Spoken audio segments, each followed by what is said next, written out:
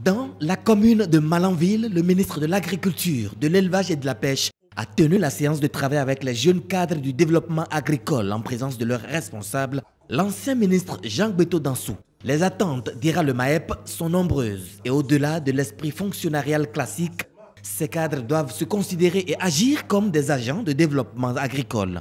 L'agent de développement, à la différence de l'autre, au-delà de ce qu'on va faire calendairement parler, il est prêt à s'investir, à anticiper, à discuter, à modeler et remodeler son programme de travail de la journée pourvu qu'à la fin, à une échéance donnée, le résultat intermédiaire qu'on lui demande, il l'obtienne. Un pan des réformes a été présenté aux participants. La territorialisation de l'agriculture. Dans cette territorialisation, il faut voir les aptitudes que les régions ont et la facilité de l'intercommunalité qu'il y a entre les différentes localités qui sont autour d'une filière porteuse pour définir les limites.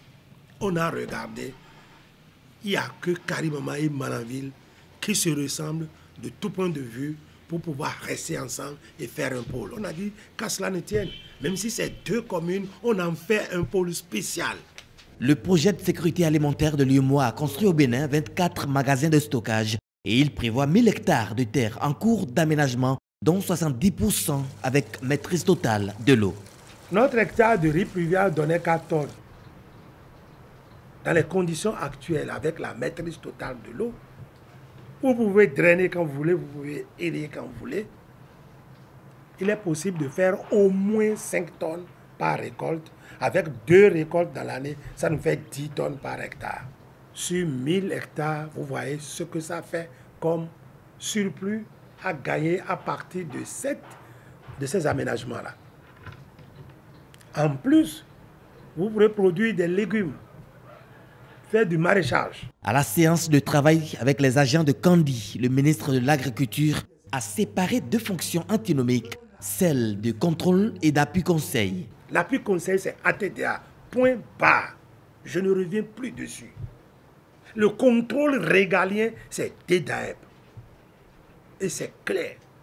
Par rapport à ce qu'il vient de dire tout à l'heure, les méthodes à mettre en place, les attitudes à adopter pour la réussite du programme, c'est vraiment un coup de pouce pour l'agriculture béninoise. Les mots du ministre ont fixé tout un chacun et ça a permis à chacun de savoir à son poste concrètement ce qu'il a à faire.